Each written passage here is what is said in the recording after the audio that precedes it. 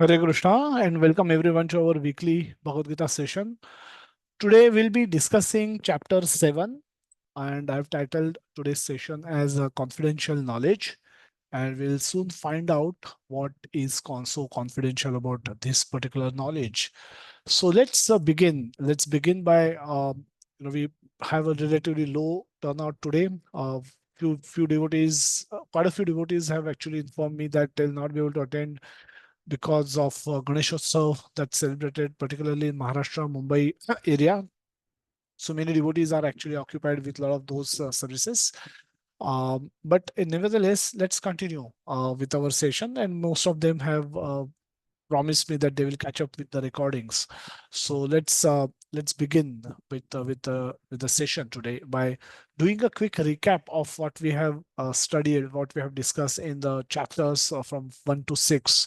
What are the key learnings and what are the practical applications? So this we did this activity with quite a few devotees, and many devotees came up with beautiful learnings that as they attended these sessions with attentively, whatever they could pick up, they expressed it in their own words, and I have just compiled what we have received as a feedback from many devotees, and I'm just going to share what are the key learnings that these devotees found, and how are they what are they doing to apply this into their day-to-day life as a practical application.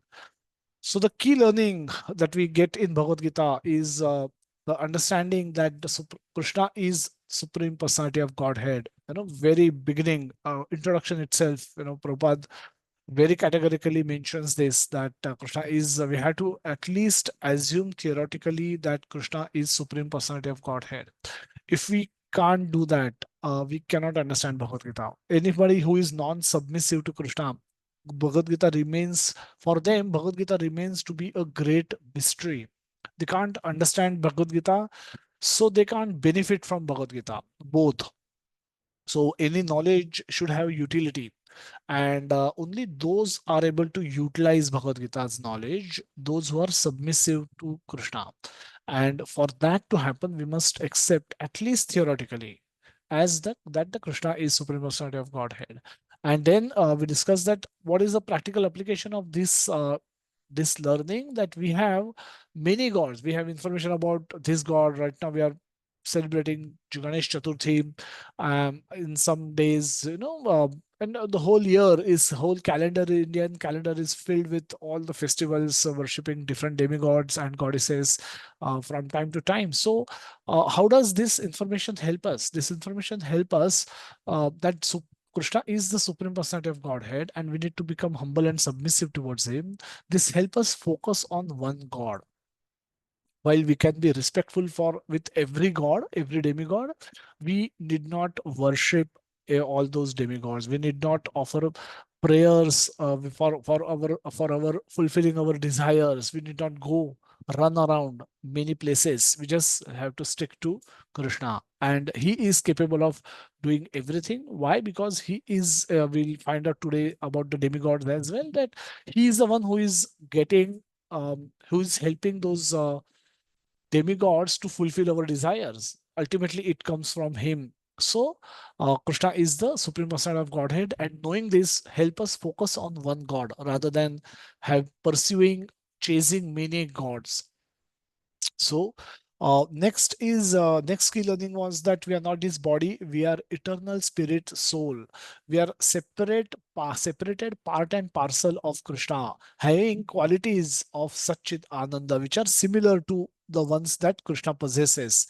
Krishna possesses them in full. We possesses them in small quantity. Therefore, qualitatively we are similar. Quantitatively, we are extremely small. So, how does this learning help us?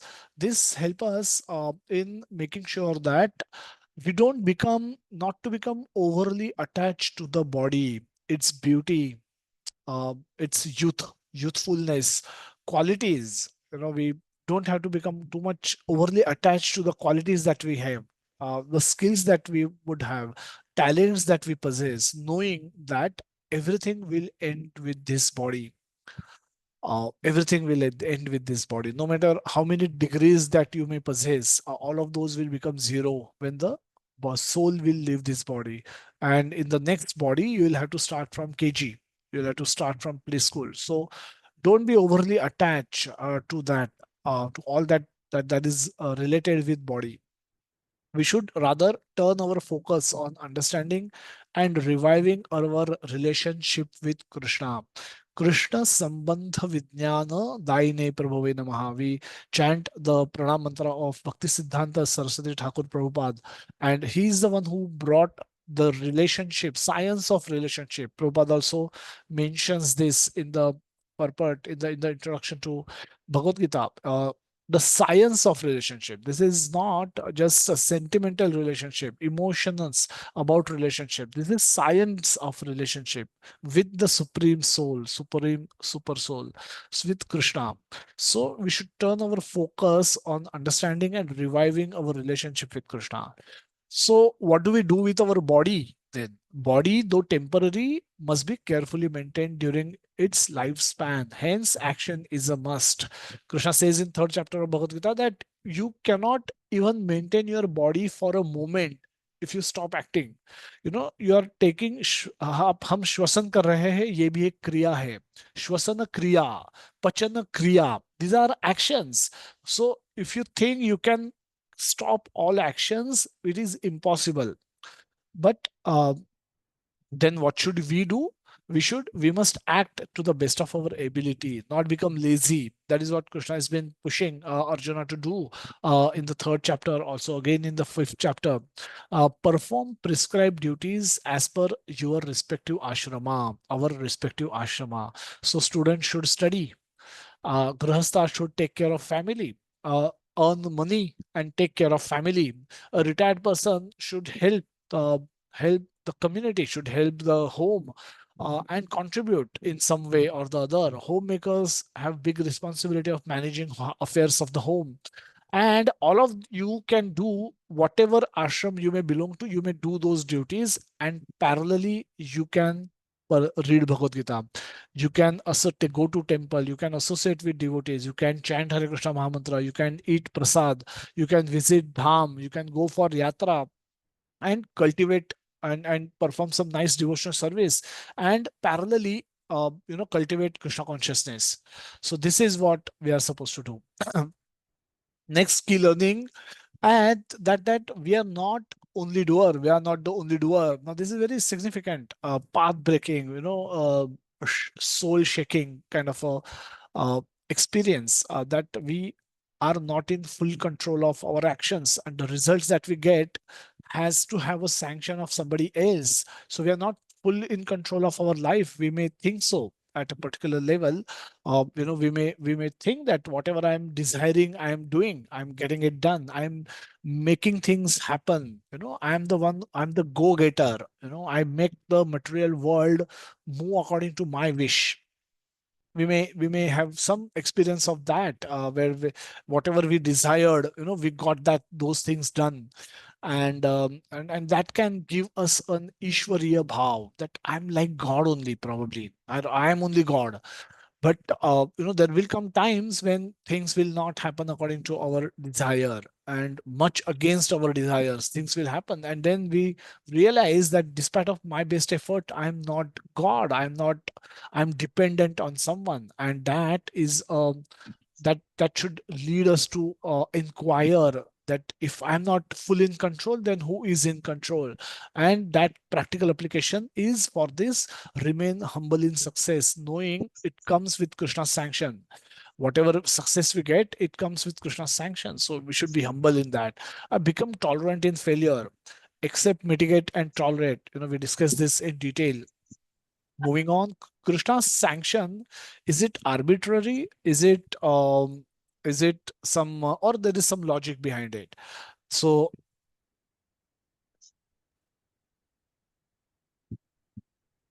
uh, uh, yeah, Bhavna ji, you can go on mute. I think you you are probably unmuted. So, Krishna sanction are not arbitrary. They're based on sound judgment and evidence. We may not have visibility to that, but the whatever happiness, distress, whatever we are getting is a result of a sound judgment and evidence that is in possession with Krishna.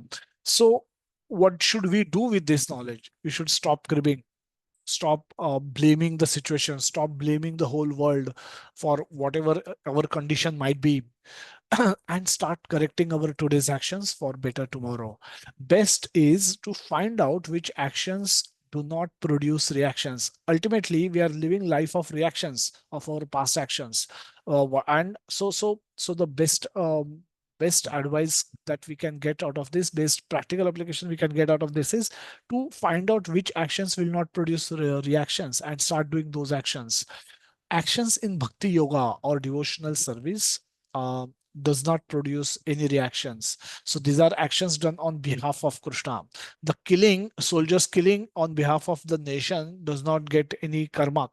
Rather, they get reward. So similarly, when we act on behalf of Krishna in bhakti yoga, in devotional service, it's not it will not only produce fresh reactions, we stop producing fresh reactions, but we are able to burn our previous karma also, the previous reactions also. So this is great learning. So what should we do then? We should do maximum of those actions, the devotional actions, the devotional service, which comprises of hearing, reading from Srimad Bhagavatam and Srimad Bhagavad Gita, chanting Hare Krishna Mahamantra, individual chanting and singing in kirtan, eating prasadam, food first offered to Krishna as prasad. And what we should cook at home, we should only cook those items which are offerable to Krishna. So use sattvic ingredients to cook nice bhoga, offer it to Krishna, eat it as prasad. Doing some practical seva. We've been given lots of skills and talents and abilities by Krishna, so we should use it for Krishna.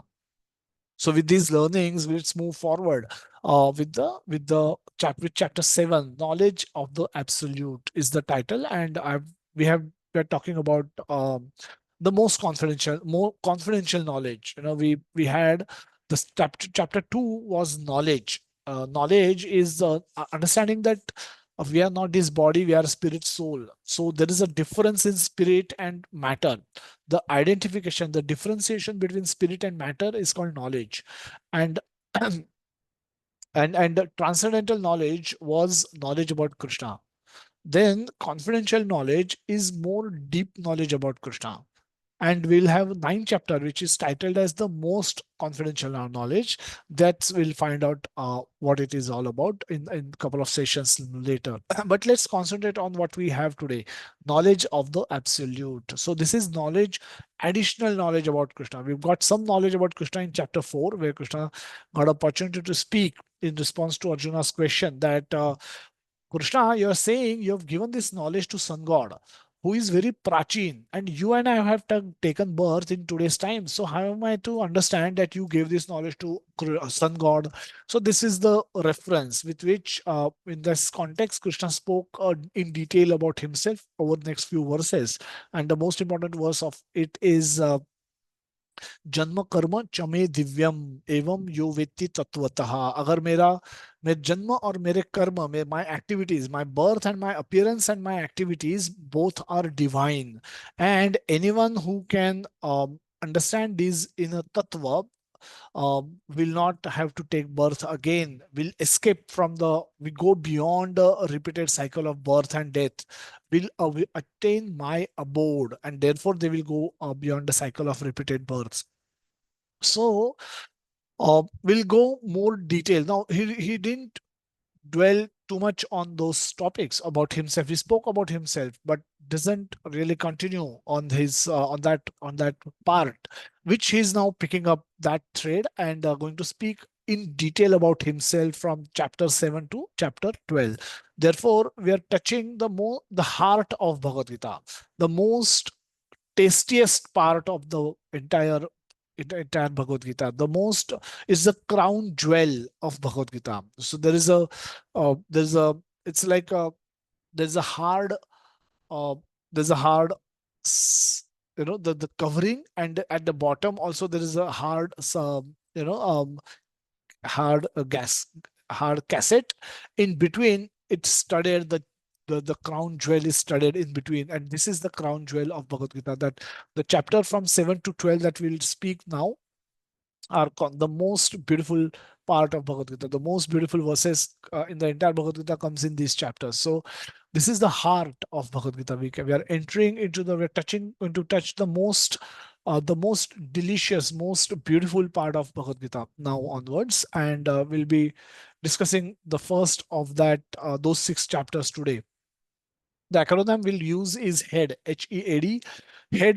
H stands for hearing, discussed in the verses 1 to 3. E, everywhere. How Krishna is everywhere in everything. That's discussed in the verses from 4 to 12. Accept or reject. Accept or reject comes in the verses 13 to 19th, and demigods comes from 20 to 30. This is the smallest chapter. It's not a very long chapter. So let's go ahead with the first word letter of the acronym, hearing. Shri भगवान उवाच मयि आसक्त मना पार्थ मयि आसक्त मना पार्थ योगम युञ्जम मदाश्रयः असंशयम समग्रम मा यथा ज्ञास्यसि तच्छृणु.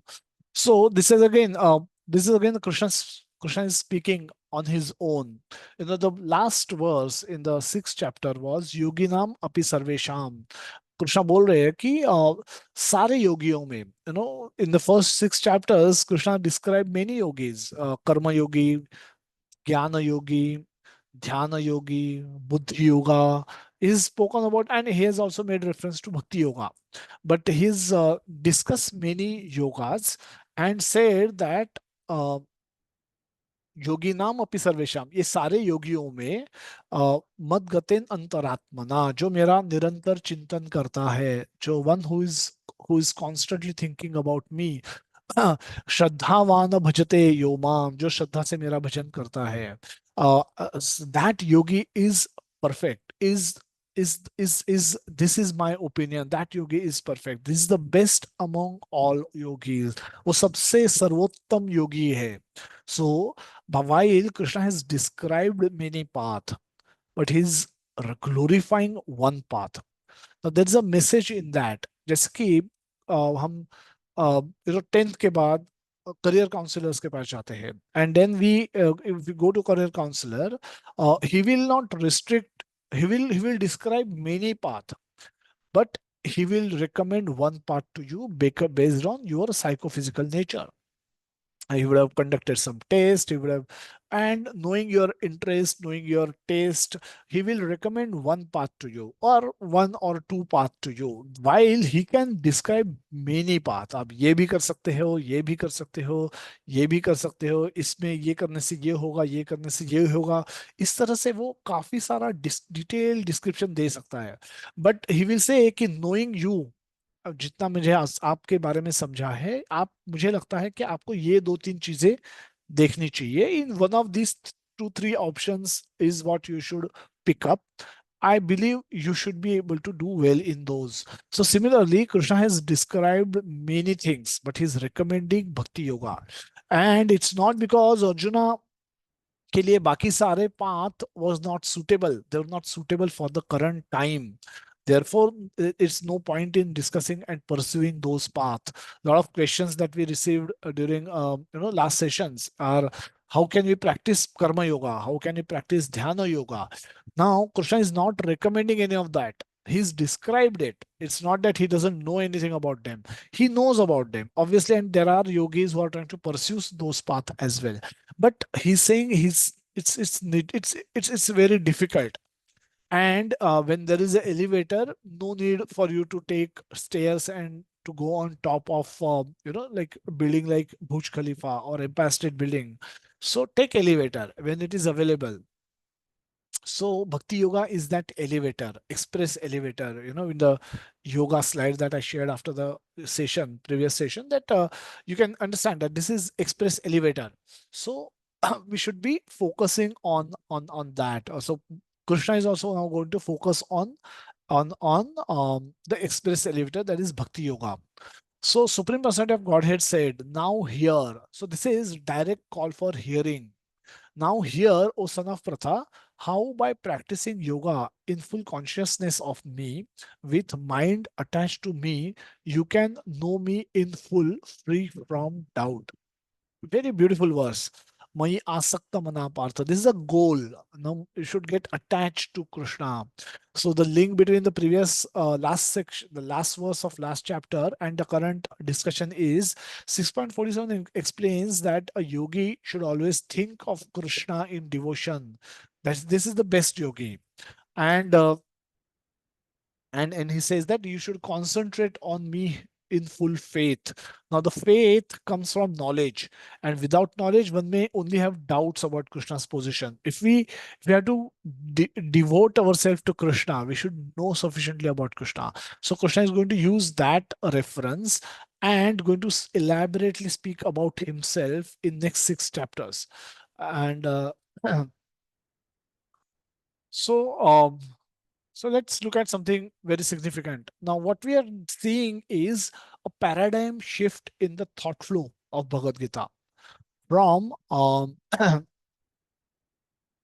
with the introduction of Bhakti Yoga. So what we are seeing now is from now onwards, what we where the focus is shifted. Is Krishna is going to shift his focus in the discussion. The thought flow of Bhagavad Gita जो हमने देखा है, उसमें एक change आने वाला है. So the what is the progression that what we have seen in the second chapter? Krishna spoke about body and soul. ये soul हो, आप soul हो अर्जुना. ये सारे लोग they are spirit soul. Their nature by nature they are spiritual. Currently they are in their current bodies, but these bodies are not permanent. Their permanent nature is their spiritual, and that as a spiritual soul, a spirit soul, they cannot die. So even if you're thinking you are going to kill them, you are just going to kill their bodies.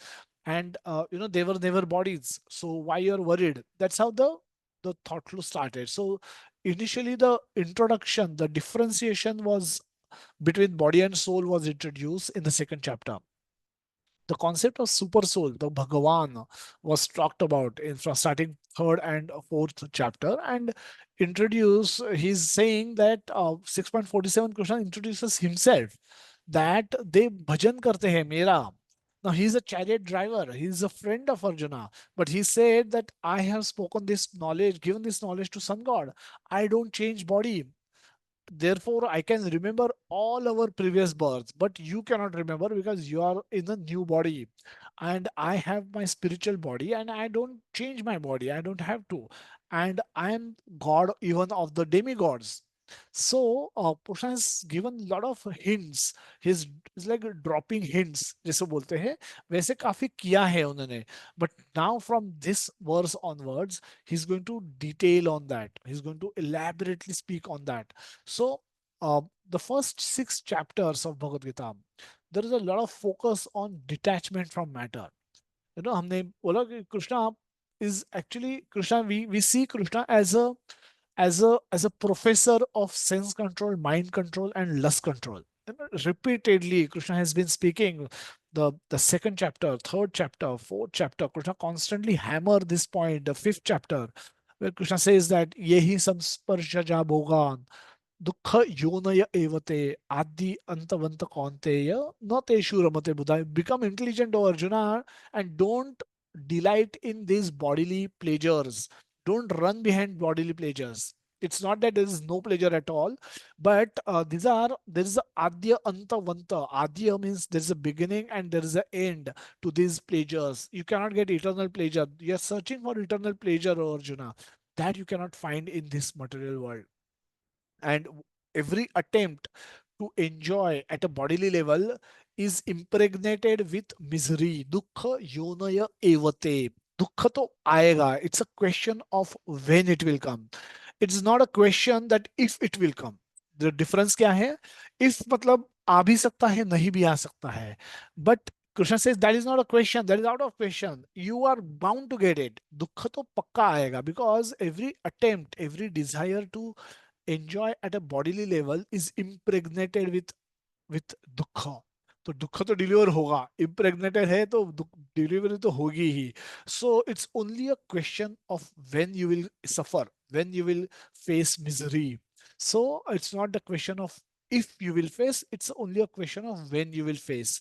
Lamentation and misery is just awaiting you. So don't delight in that. Now the question is shifting the whole focus from this to Say for example, detachment from matter. Now Krishna has been propagating this, that don't get attached to the matter. And now, but now from now onwards, Krishna is going to be, there's a positivity in entire discussion that we will see. It's difficult to say don't do this, don't do these things, don't do this, don't do this, don't do this. It's better to say do this, do this. It's like so that is now going to happen. So detachment from matter to attachment to Krishna. Krishna is going to provide a positive alternative to in the entire discussion. So just control your senses. Don't let your senses fall for temptations. Now there is a negativity attached to it. Krishna is going to tell Arjuna to engage all your senses in serving Krishna. We see kachwa in many temples. When you visit, you'll see at the entrance you see a kachwa. Why? And kachua, you see all legs are out. Generally kachua has two forms. One is whenever tortoise sense danger, it brings all its organ inside the shell and protect himself. Then its tortoise cannot be so easily defeated. So but when he is free, when he is happy, he pull out all his senses. Similarly, that tortoise image in the temple tell us that now you're in a Vaikuntha. We are in front of Lord. So you should don't use all your senses in service of Lord. So senses, engage all your senses in service of Lord. Mind, engage mind in serving Krishna. Lust, convert your lust, develop it into the love and devotion towards Krishna. Now the whole discussion will have a lot of positivity from now onwards. Chapter 7 starts with a direct call for listening. Hear, Oshtat Shrunu. Please listen, Arjuna. Now, Krishna is going to speak something very significant. Therefore, he's trying to catch his attention that, okay, this is going to be very important. So please pay attention. So when I say this, all 79 of you, you could be, going here, going there, but all your bring you all bring your mind into it and then again start listening very attentively. So Krishna is doing something similar. He's spoken for reasonable amount of time. He's spoken about 6 chapters, a lot of verses. Now he's again catching attention of Arjuna, saying that touch Runu. Now attend up, ध्यान से सुनिए मैं क्या बोल रहा हूँ. And so listening shows the way, and listening is one of the way as well. What it means is listening shows the way. By when we hear about Krishna, we will come to know that Krishna, we have to pursue Krishna, we have to love and serve Krishna. So we learn about Krishna by hearing. That's the primary source of information that we have. And by hearing continuously, Nityam Bhagavata Sevaya, by hearing Bhagavatam, Nitya, every day, always, we can develop taste for Krishna, loving and serving Krishna. When we get taste for loving serving Krishna, we will derive a lot of happiness by doing so. So listening shows the way. Listening के कारण हम कृष्ण के नजदीक आएंगे. We'll come closer to Krishna by way of listening. And listening is one of the way as well. And when we come close to Krishna, we may start performing many limbs of devotional service like Shravanam, Kirtanam, Vishnu Smaranam, Pada Sevanam, Sakhyam, Atma Nivedanam, Pujanam, Archanam. वो सारी चीजें हम करने लगेंगे by listening. We start with, it all starts with listening. And listening is also one of the way. So it's not that we have to hear at the beginning. We have to hear continuously every day. Nityam Bhagavata Sevaya. So Shravanam is one of the 9 processes of bhakti, and this is one of the most important, most potent, along with the chanting of Hare Krishna. So what is Krishna speaking here? Krishna is saying, Shrunu, touch Shrunu, now hear. So we spoke about the hearing. Samagram Samagram Gyasasi, that complete knowledge about Krishna. Now Krishna is going to give knowledge about himself, and he's saying this will be, I'll give you complete knowledge.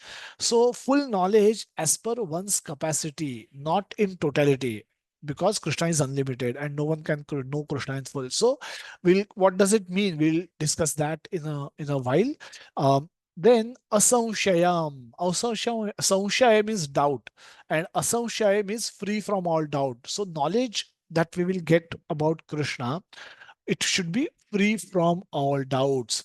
So so any doubt that we may have should be clarified. Like previous chapter, जब कृष्ण ने उनको बताया कि ध्यान कैसे करते हैं, समाधि में कैसे जाते हैं, और कृष्ण अर्जुना सेड ये हमसे ना हो पाएगा, ये मुझसे तो नहीं हो पाएगा. I can control wind but I can not control my mind.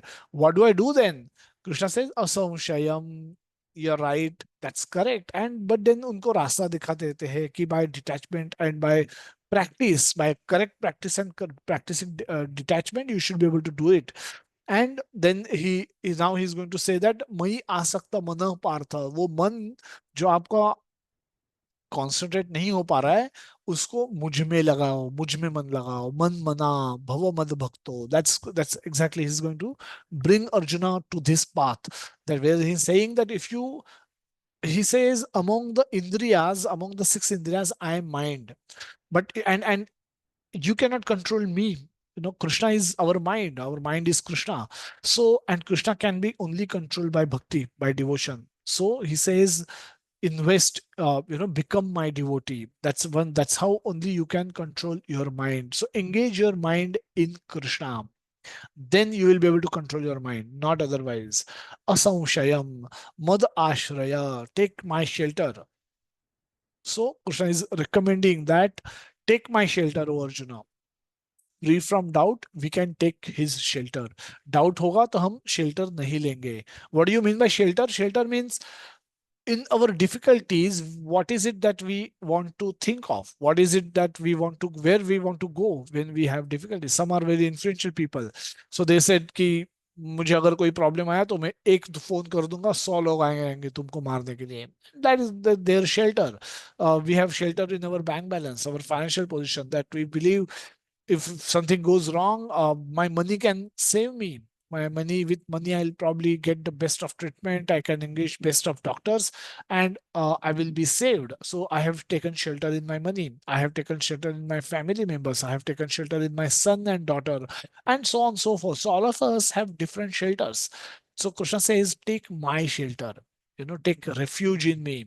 Yogam Yunjam is perform devotional service wholeheartedly, and that is should lead to Mai asakta mana. If you do this correctly, then your mind will get attached to me.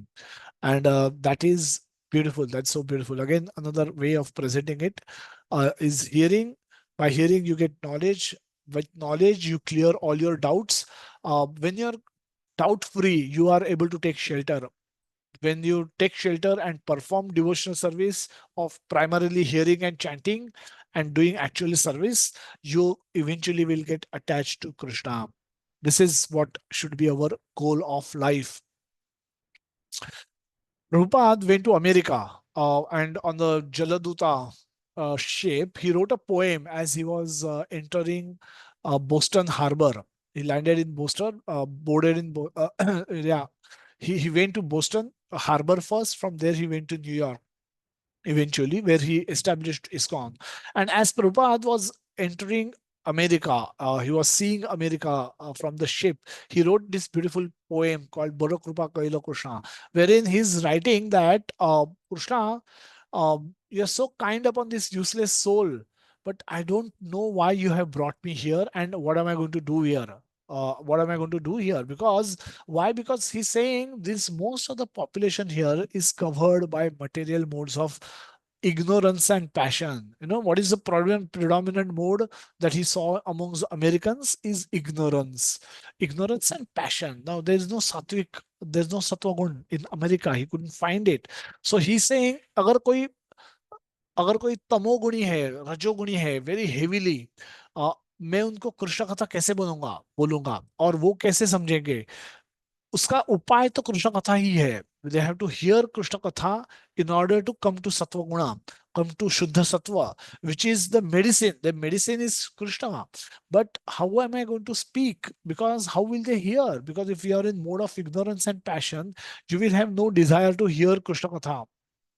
So they have no taste for the transcendental message of Vasudeva. And Prabhupada is saying, I do not know how I will be able to, how they will be able to understand. So Prabhupada is also worried. Prabhupada know that the what is the Prabhupada has diagnosed their sickness. that American, the community in general is suffering because they are in mode of ignorance and passion. And the solution for that is to hear Krishna Katha. But Krishna Prabhupada is saying, how am I going to do this?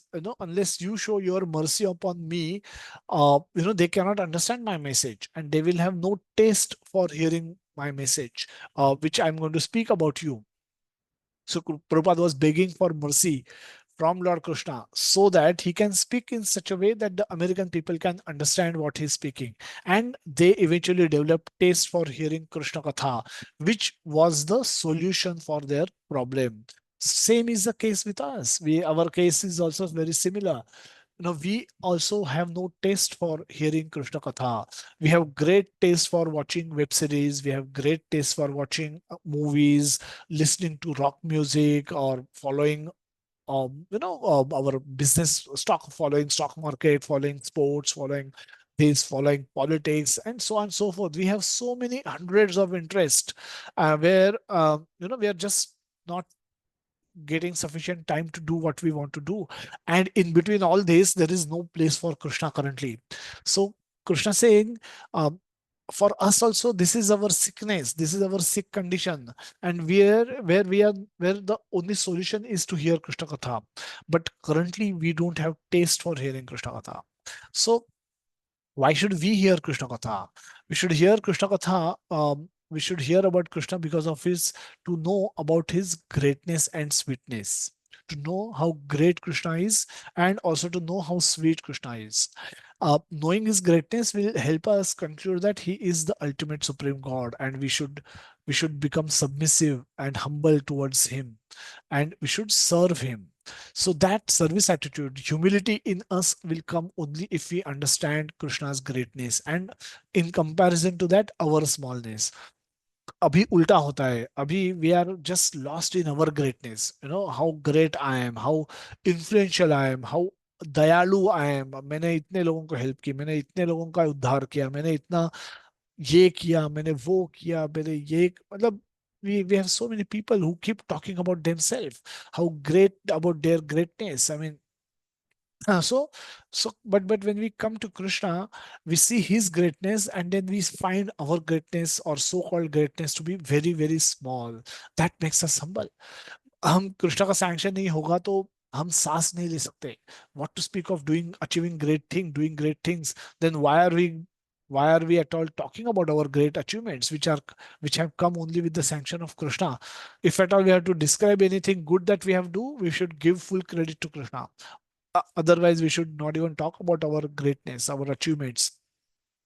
So this is what happens when we know about Krishna's greatness. Now, knowing his sweetness will help us understand that he is abode of unlimited joy. It's not that Krishna wants us to suffer in this material world. Krishna, even in this world, he wants us to live happily, but also try for liberation. Don't get stuck here.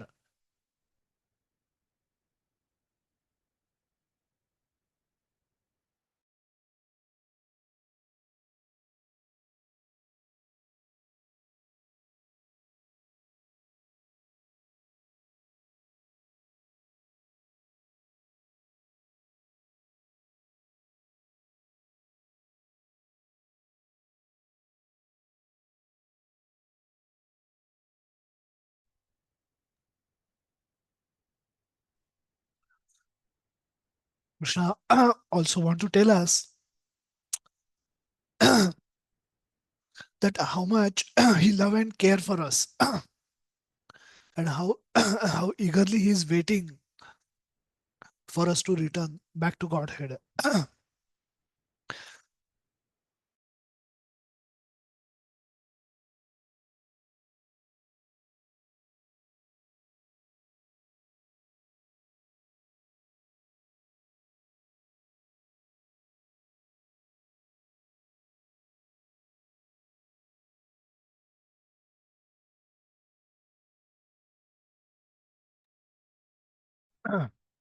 So moving on, the second verse, Krishna is saying something very significant. Second and third verse, ज्ञानम तेहम सविज्ञानम अवक्ष्याम वक्ष्याम्य asheshataha yad gatva neha bhuyotyam. So what he's saying is jnanam teha savidnyanam idam vakshamya asheshataha, that I shall now declare unto you in full this knowledge. Now he's giving this knowledge, that full knowledge he's saying. Now both phenomenal and numinous, this being known, nothing further shall remain for you to know. The very significant statement that he's saying, I'm going to give you complete knowledge. Now, knowing this, there is nothing shall remain for you to know. Another beautiful verse, Manushanam Sahasreshu Kashchid Kashchit Yadat Kashchit Yatati Siddhaye. Out of many thousands amongst men and women, one may endeavor for perfection, and of these who have achieved perfection, hardly one knows me in truth. सो कृष्ण सिंह वो जो बोला था मैंने 4.9 में चौथे अध्याय के 9वें श्लोक में, दैट जन्म कर्म च मे दिव्यम एवं यो वेत्ति तत्वतः, ये तत्वतः जो जानेगा, he will not have to take birth again and he will come to my abode. Now Krishna सिंह वो नोअर इज हार्डली इज कितना प्रोबेबिलिटी है, is hardly anybody knows me in truth. तत्वतः मुझे कोई ज्यादा लोग नहीं जान पाते हैं. Out of thousands may, out of thousand one may endeavor, and out of such many people only any one may know me in truth. So the the knowledge, understanding Krishna in this material world is very rare. What do you mean by when we let's explore the what he spoke in the second verse, that this being known, nothing further shall remain for you to know. What does it mean really? Seems to be a very bold claim by Krishna. Is it that Bhagavad Gita मतलब बताने के बाद what is it, what does Krishna really mean by when he says that nothing further shall remain for you to know? Now, Krishna is infinite. And we should understand that Krishna is infinite and we are finite. We are tiny in front of Krishna. So no one can know Krishna completely. It is said that Chaitanya Charitamrita, even Krishna doesn't know himself completely. What to speak of somebody else knowing him completely? So the full knowledge referred to in this verse is as per our capacity, not in totality. What does it mean? The fifth chapter, fifth class हो रहा है school में, and the last day school का है, and teacher comes and said that you know everything. When he says everything, is does it mean that he knows the students of fifth class knows everything? He know about sixth class, what is taught in sixth class, what is taught in 10th class? No. When teacher come and tell to the fifth class student that you know everything, everything that you could have known, you know, what you could have known as per your capacity. So whatever is required to be taught until fifth standard, I have taught you everything and you know everything. So it's as per capacity, the syllable is designed as per capacity. So accordingly the student also learn as per their respective capacity. It doesn't mean knowledge in totality. So the knowledge of Krishna consciousness is very rare. It is because people in general are unable to give up their desires for desires or and attachments for sense gratification, and they are not able to clear their doubts about Krishna. So मनुष्याणाम सहस्त्रेषु इसलिए बोला गया है क्योंकि very few people will accept Krishna as supreme personality of Godhead and modify their life in order to as per the instructions given by Krishna. So and why not too many people are able to do that? Because of they are unable to give up their doubts and desires for sense certification. Their doubts and desires becomes the biggest impediment in our progress. Some lot of people ask, if how do I know I'm progressing? It's like simple. If you start following the instructions given by Krishna, you're progressing, and more with more dedication you follow those instructions, more progress we make on the path of going back to Krishna. Lesson 2, E, everywhere. Krishna is everywhere. How Krishna is everywhere? Krishna says in the fourth verse that Bhumi Rapo Nalo Vayu हम मनो बुद्धि रेव च अहंकार इति यमे भिन्ना प्रकृतिर अष्टधा. 8 energies he's listing out: earth, water, fire, air, ether, mind, the pancha mahabhuta, intelligence, mind, intelligence, and false ego, the three additional subtle, these are subtle energies, that all eight, 5 plus 3, 8, all together, 8 constitute my separated material energies. So this is what Krishna is speaking. And then he says that beside these, O mighty Am Arjuna, there is another superior energy of mine which comprises the living entities who are exploiting the resources of this material inferior nature. There is a para and there is a apara. Apara means lower and para means higher. So he says, now these 8 energies are my separated energies. They are my energies. Krishna says, all of these come from me.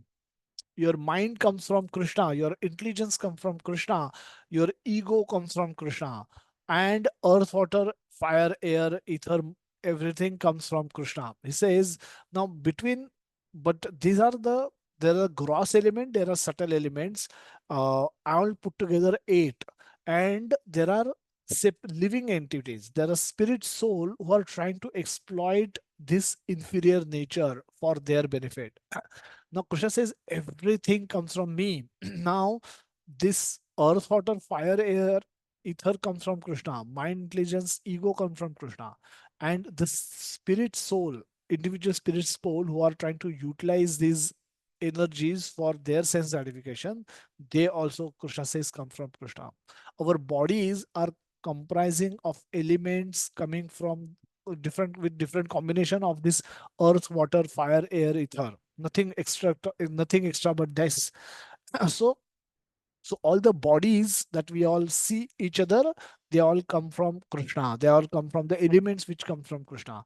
Plus soul, which is a higher energy, that also comes from Krishna. Let's understand this a little bit more. Let's see this: the gross body. Then we have different elements. This earth, there's water, fire, air, and ether. Then we have yeah, different elements: earth, water, fire,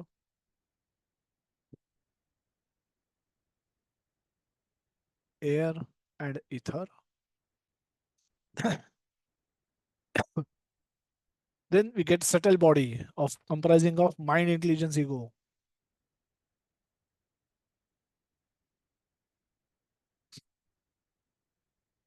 and the user, the soul. The soul appears knowledge, bliss, and eternity. The soul, these are the qualities of the soul. The soul uses the mind, intelligence, ego, and with this, and the soul gets a body which is made up of earth, water, fire, air, ether. And this is what we have in this material world. Is this is what is actually exists in the material world.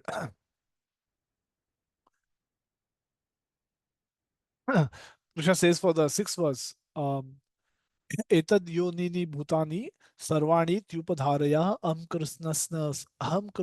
कृष्णस्य जगतः प्रभवः प्रलयस्तथा. Again, very important statement.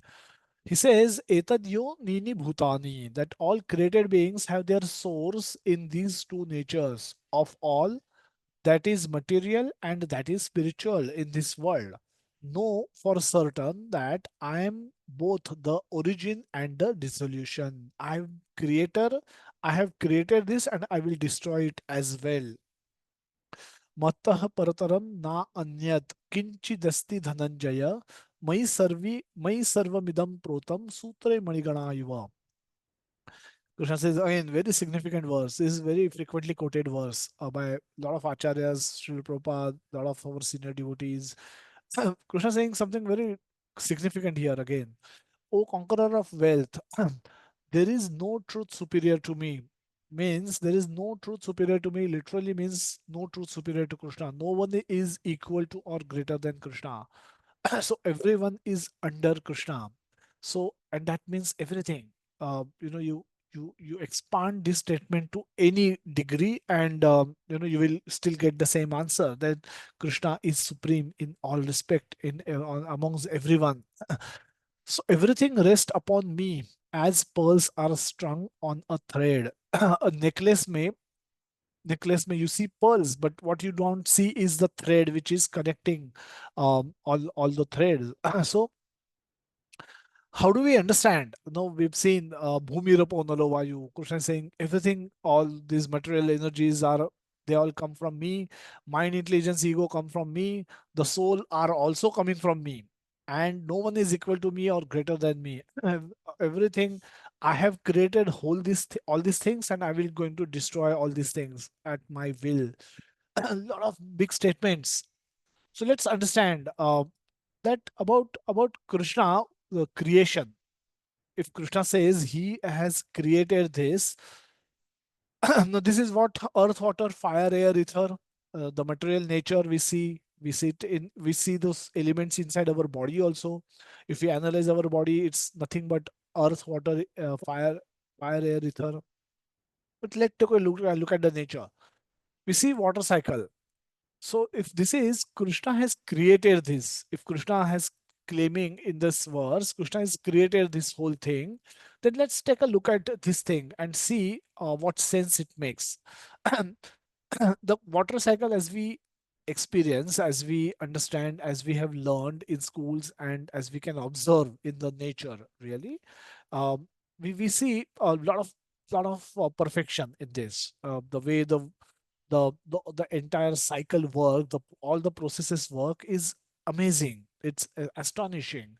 Similarly, is a cycle of is a cycle of where is a cycle where plant create oxygen and which is used by humans and animals. They breathe oxygen, and we give carbon dioxide, which is used by plant to produce their finished products. So this is again a perfect system where factory A and factory B, the output finished good of factory A, they become raw material input for factory B, and factory B's output become input for factory A, and therefore this is like a dream system.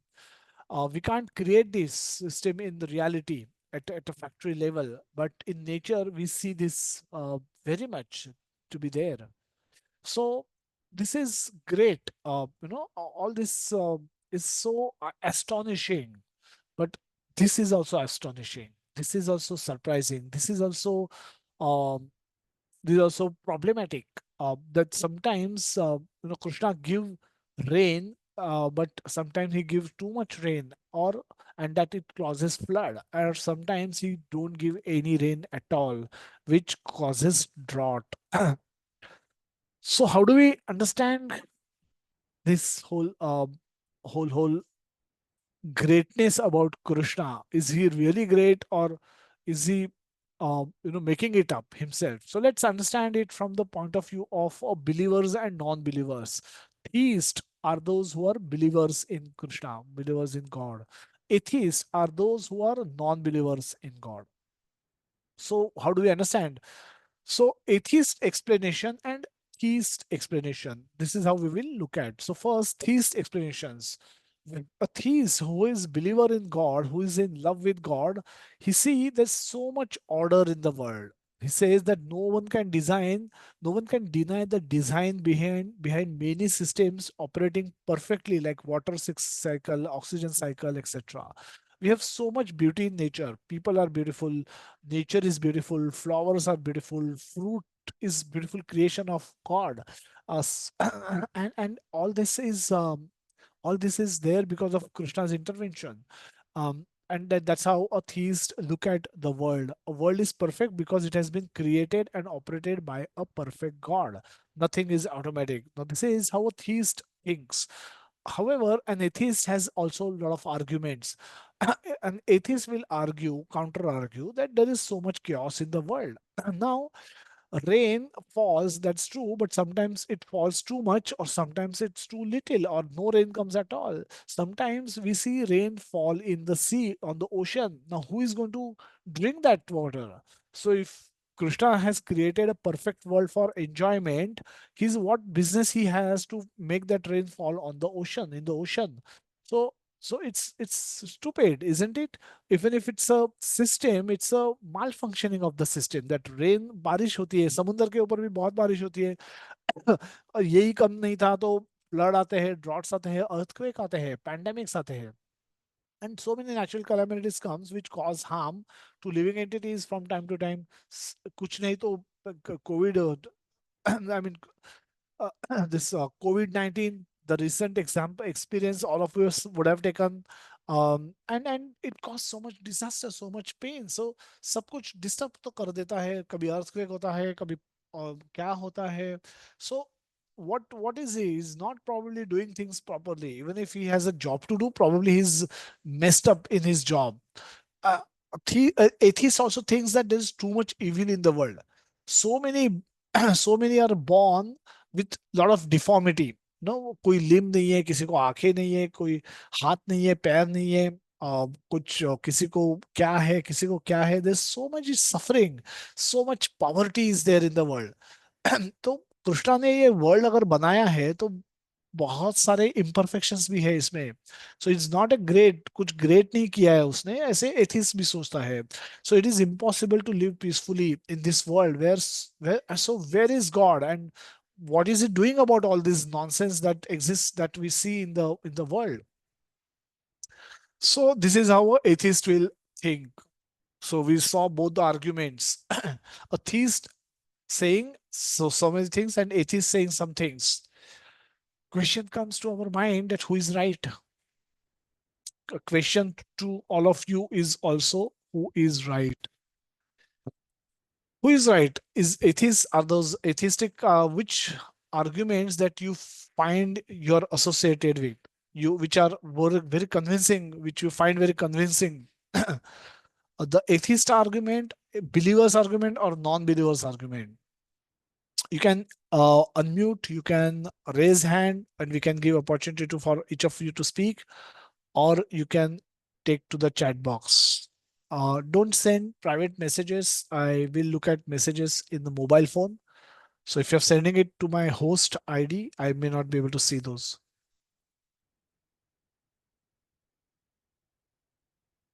Vivek Jain, both perspectives are right.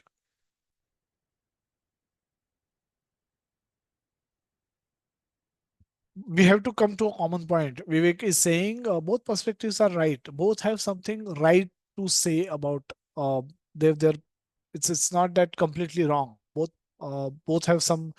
Both are making sense probably, but we still it's still not clear about what we have to do. How do we come to a point?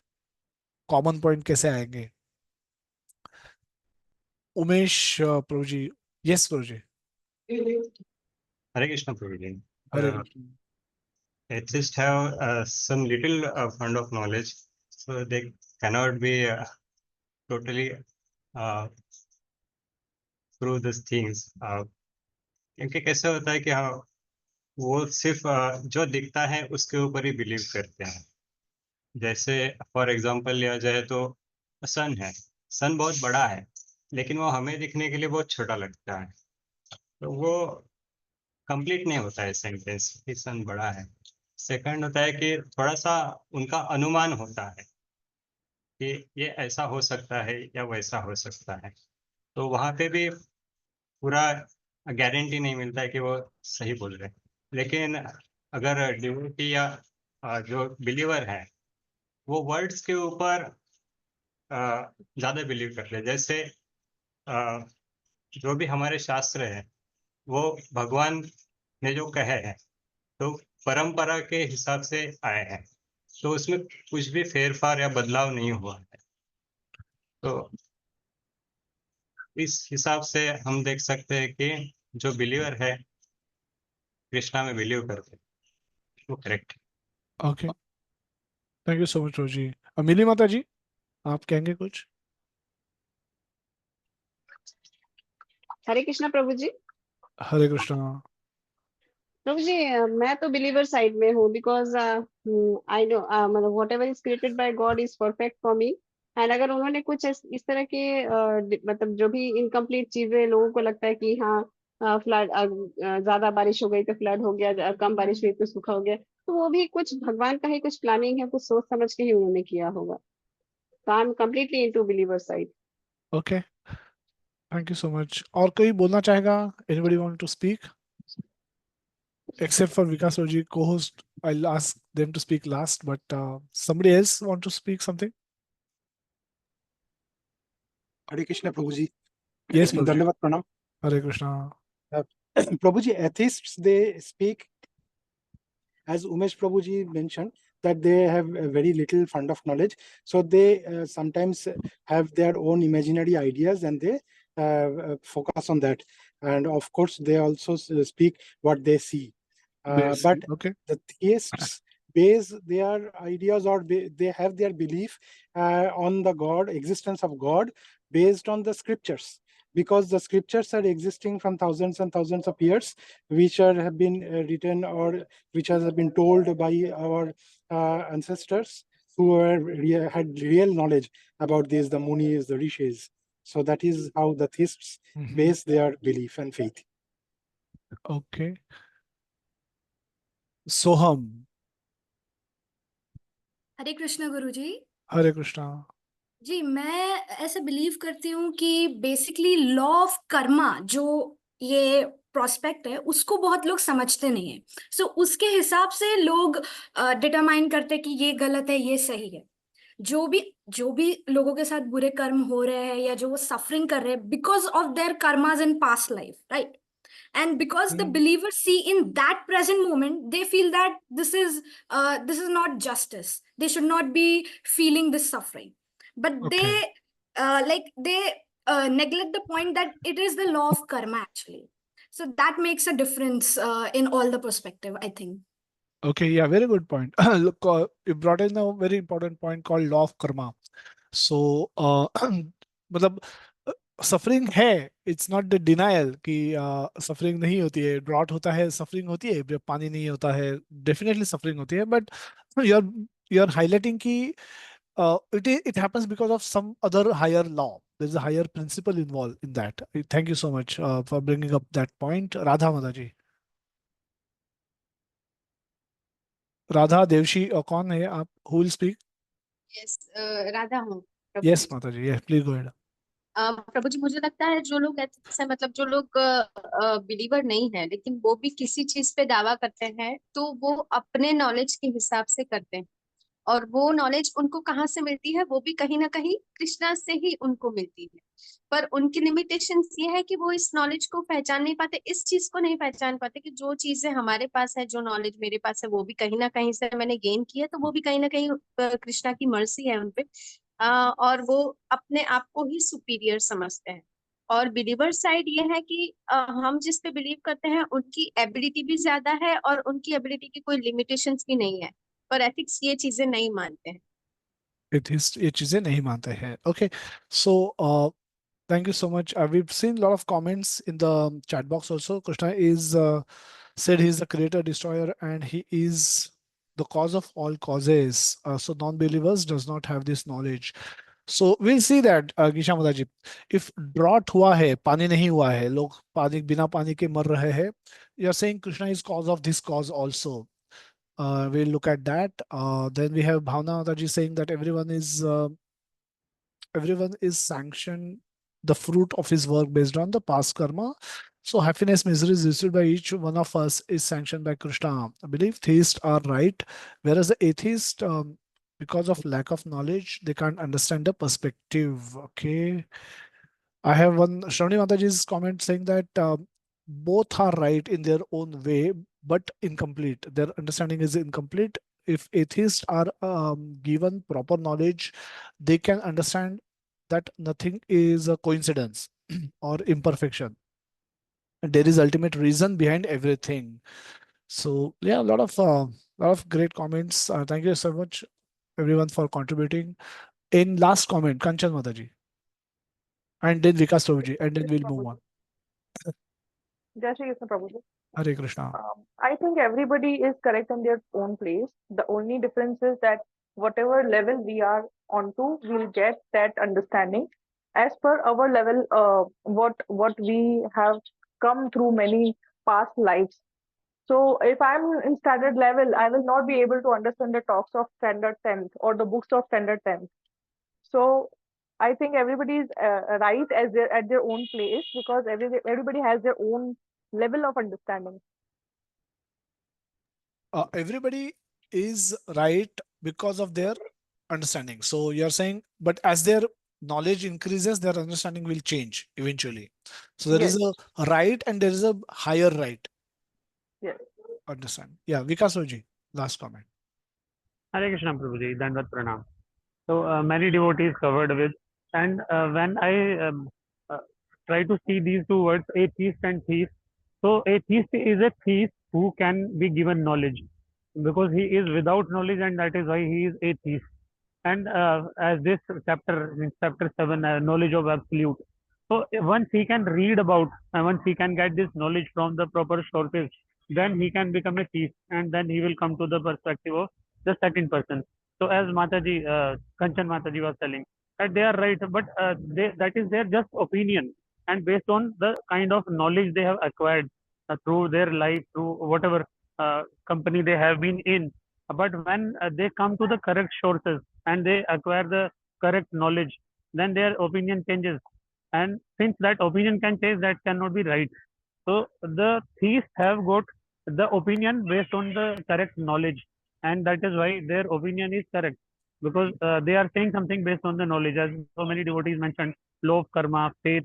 So in the life of atheists, only the knowledge, the absolute knowledge is missing, and that is why they are atheists. Otherwise, they can turn to thieves, and then they will be seeing the things in right perspective. So I believe that that is the only difference between the two Prabhuji. Hare Krishna. Dandavat Hey, pranam. Hare Krishna. Thank you so much. So we'll move on quickly. We have long way to go, so sorry about that. But it was very. It's always nice to hear all of you speak. So we want to probably do that more often. But this may cost us on time, and we may slightly extend our session beyond 1 o'clock as well. So please stay on. Please hang on. We have a lot to cover. So both are right to some extent, not complete extent. So we look at the world by imposing our purpose on the world rather than asking what was the purpose for which the world was originally created. What do you mean by this? We'll see this with an example. The purpose, currently our purpose is to enjoy. If our purpose is to enjoy, then this world is not a good place for us. There are a lot of imperfections.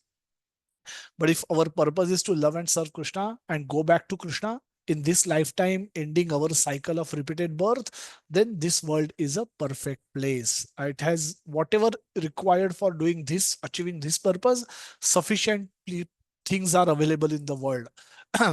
So, two purposes and two perspective. If your purpose is to enjoy the material world, if that is your purpose, then for you the world looks like a jail where everything is, there are a lot of inconveniences, a lot of problems.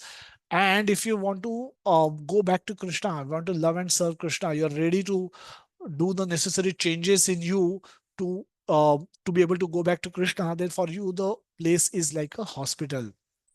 So jail and hospital, there are two places where there is a provision for subsistence and suffering both. Subsistence means वहां पे maintenance होता है आपका. You're able to live there, spend time. There is place to sleep, place to eat, place to recreation little bit. So ये चीजें थोड़ी बहुत होती है. And so this world is like a jail. If your goal is to enjoy, and if this world is like a hospital, if you want to reform, ready to reform yourself, and you want to love and serve Krishna, for you the jail becomes the same place become like a hospital. Now there is little bit of provision, little bit provision for subsistence and little bit provision for suffering in both the places. Jail में भी suffering होती है, hospital में भी suffering होती है. Jail में भी खाना पीना मिलता है, सोना होता है, सोने की सुविधा होती है, थोड़े बहुत जेल जोक्स भी होते हैं, थोड़ी बहुत रिक्रिएशन होता है, स्पोर्ट्स होता है। सो जेल में भी वो सब होता है, तो थोड़ा एंटरटेनमेंट भी होता है, थोड़ा टाइम पास भी होता है। और हॉस्पिटल में भी होता है, सफरिंग है बट थोड़ी सुविधा भी है। पीपल आते हैं मिलने, टीवी लगा देता है रूम में, so and so forth. So there is both these things are available at both the places. Now look at a picture of this phone. If I want to write a book, if I want to, my purpose is to write a book. Is this phone suitable for writing a book? Because there is some texting facility. Can somebody type yes, no? Is this phone suitable for writing a book? This phone is not suitable, no. But there is a facility for typing. But so the facility for typing is when I'm imposing my purpose, because I see some facility for typing messages, short messages, uh, and I when I'm imposing my purpose on this instrument, I find a lot of problem with the instrument. कि ये I can give a list of 100 problems. If I say how inconvenient, if I have to write an essay, how inconvenient it is to write a book using this stupid phone, I can write 2-3 page essay. But what mistake I'm doing? I'm using, I'm imposing my purpose on this instrument. Now, this instrument, this creator has created uh, for some other purpose. Its primary purpose of this instrument is to talk and send some short messages, not write a book. If you want to write a book, go to computer, take a computer. So when that this is what happens when we with with with atheist people or with those who are complaining, the seeing only the problem in the world, they are imposing their purpose on the world, and therefore they see a lot of inconveniences and sufferings. But if one is ready to harmonize with Krishna and reform himself, the world is like a hospital. The world is temporary but not false. And we are responsible for our actions we perform here. How do different people look at this world? We'll run through quickly now. There are karmis, gyanis, and ashtanga yogis, and the bhaktas. Bhaktas are in the next slide. So karmis include non-believers, plus the non-believers, believers, non-believers, whose objective goal of life is to enjoy the world independently of God. Enjoy the world independently of God. If this is your goal of life, then you come under this column. Gyanis are Jagat Mithya and Jagat Mithya is their logo, is their tagline, that they want to reject the world. So what does a karmi do? A karmi whose goal of life is to enjoy at a bodily level, enjoy sensual pleasures, enjoy material pleasures, enjoy opulence of the world, enjoy food in the world, whose sole goal is to enjoy. For them, they romanticize the world. They romanticize the world. They will write poetry describing how great this world is, how beautiful this world is, how perfect this world is, and then they'll find a reason to this is called romanticizing the world. They can write beautiful poetry, so and so forth. So for them, either the world is very beautiful if they can enjoy, or very horrible if their enjoyment is interrupted. Now, both all these actions, whatever the actions that they perform, lead to bondage. On next column are Gyanis. Gyanis who believe in Jagat Mithya and only Brahman is Satyam. Now they're trying to reject the word. Naiti is their favorite term. Nahi lena hai, nahi chahiye, nahi chahiye. Whatever is temporary, whatever is matter, material, reject matter. Now they want to demonize the world. If you have, if you say that you have sweet voice, a karmi will describe how sweet your voice is, giving different upamas. कोकिल जैसा है, बहुत सुंदर है, लता मंगेशकर लगती हो, ये वो. But a ज्ञानी will say क्या voice है. Voice wise कुछ नहीं होता है. It's all false. You are false. Your voice is false. Your throat is false.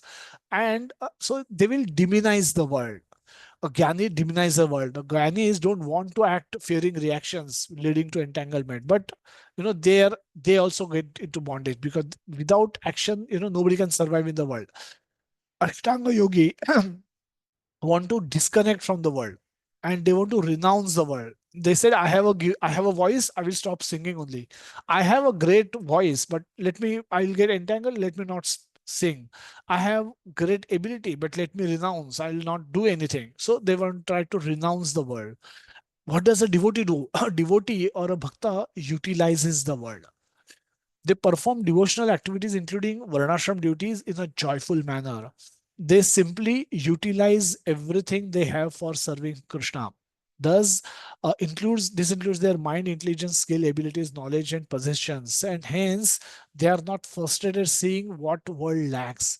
Rather, they focus on utilizing whatever they have, whatever is available, and continue serving Krishna in every condition. So, the difference is you don't have to romanticize with the world, and you don't have to demonize the world, you don't have to renounce the world, you simply have to utilize the world.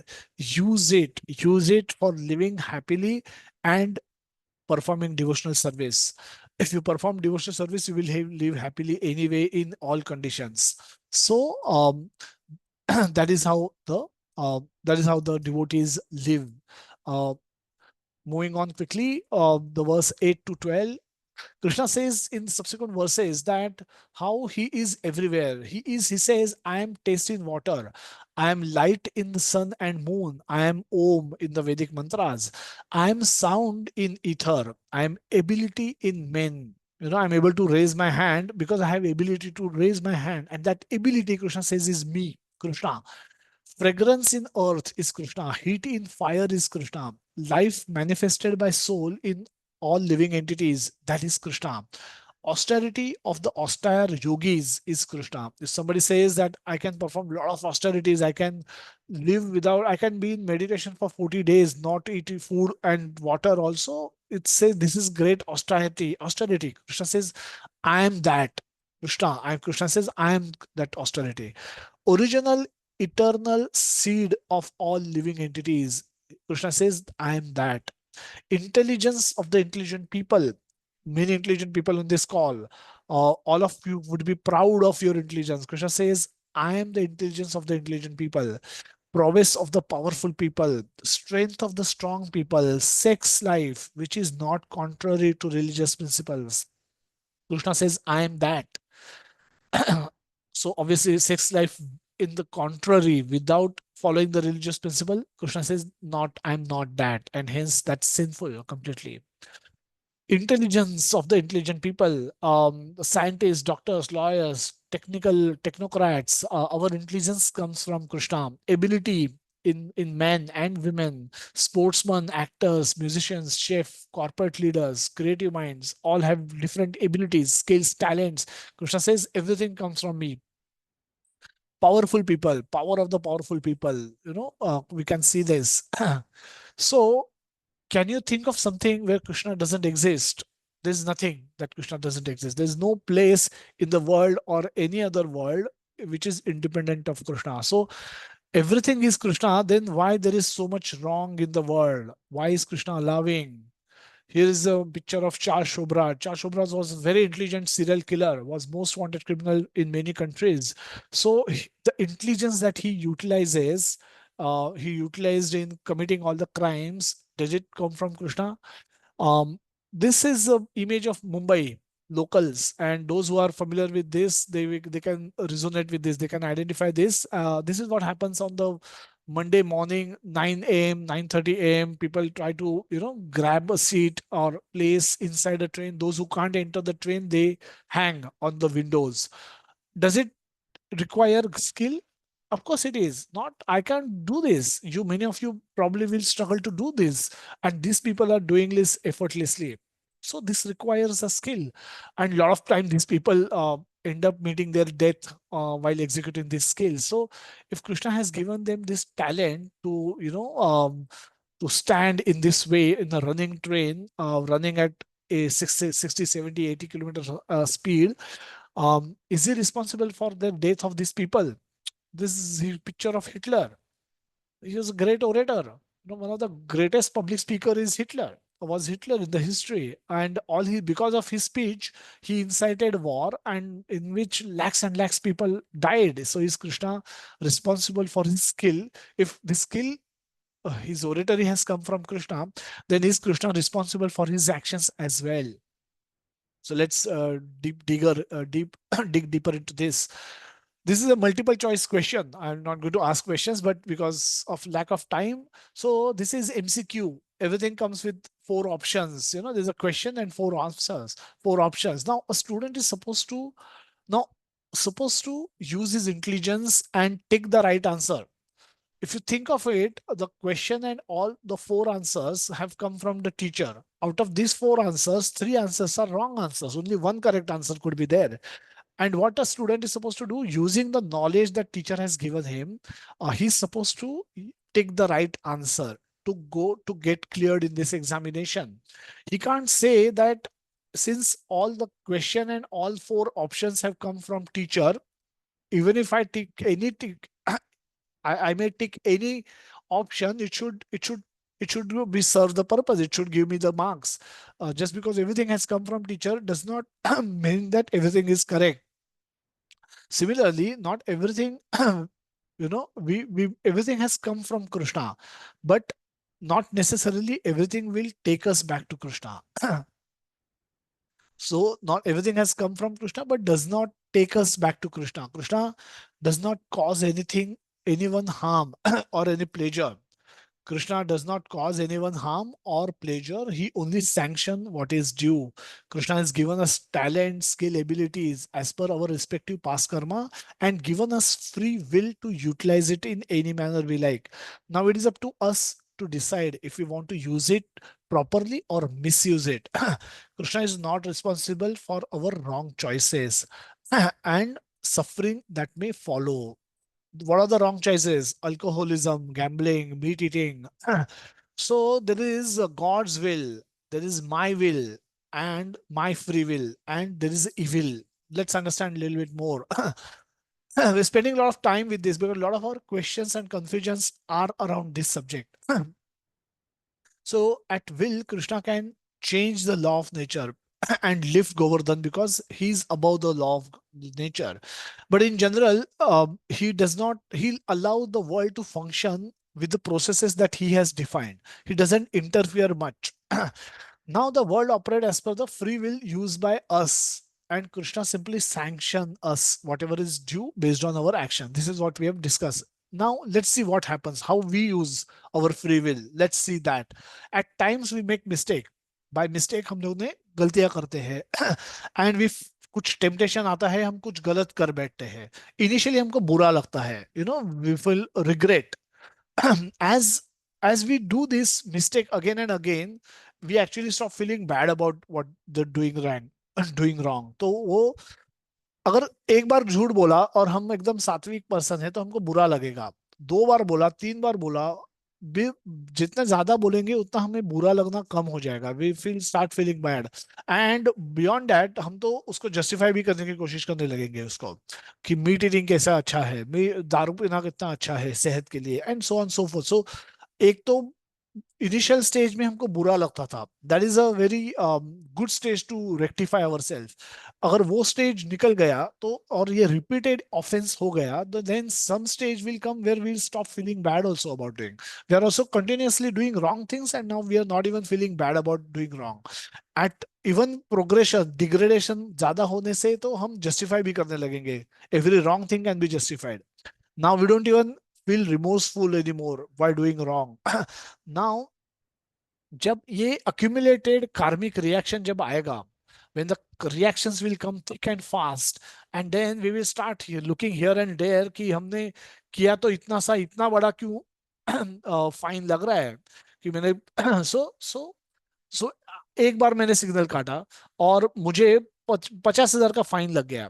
ऐसे कैसे 50,000 signal jumping का fine तो 500 रुपया है. But what the police officer will show me कि ये तो signal jumping का तो 500 रुपया फाइन है, बट आपने 50 बार सिग्नल जंप किया है और 50 ऑफेंस अदर किए हैं, उन सब का टोटल मिला के फाइन 50,000 रुपया हो गया.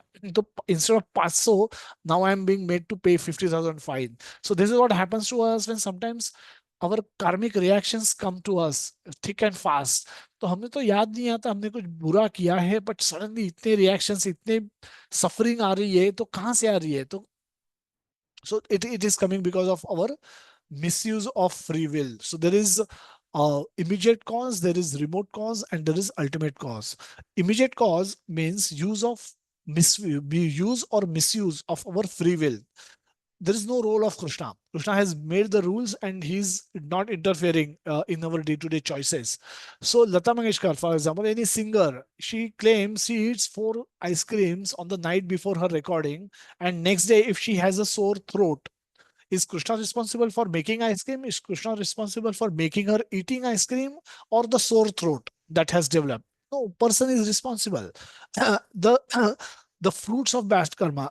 Now the second is remote cause, which is like fruits of past karma. Now Krishna's sanction is required. Krishna का role होता है उसमें. Krishna sanction करते हैं. Like many children who get diagnosed with cancer at a very young age, at the age of 5, 6, 10. ना उन्होंने कोई tobacco नहीं खाया है, बट उनको कैंसर हुआ है. It has sanction of Krishna. ये कोई गलती से नहीं हुआ है.